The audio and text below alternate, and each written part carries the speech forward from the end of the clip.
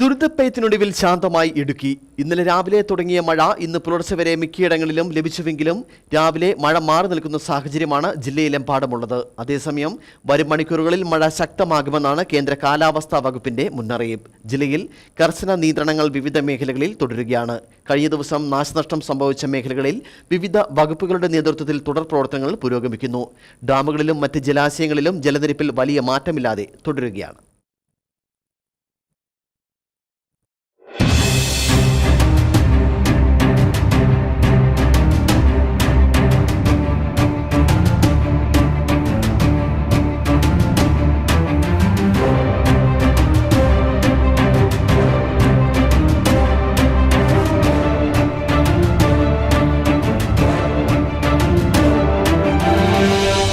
ഇന്നലത്തെ ദുരിത കാഴ്ചകളാണ് ഇത്.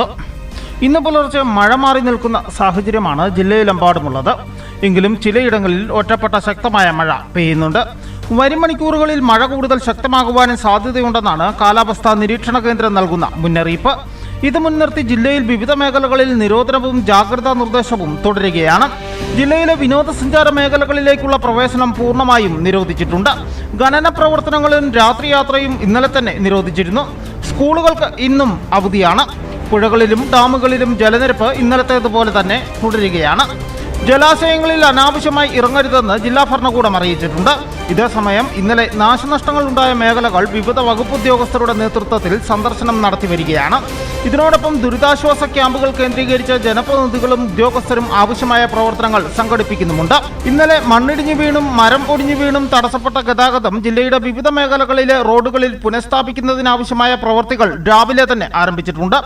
മഴ വരും മണിക്കൂറുകളിൽ ശക്തമാകുന്ന സാഹചര്യത്തിൽ അതീവ ജാഗ്രത പാലിക്കണമെന്നാണ് ജില്ലാ ഭരണകൂടവും ദുരന്ത നിവാരണ അതോറിറ്റിയും നൽകുന്ന നിർദ്ദേശം. News bureau, Udumbanchola.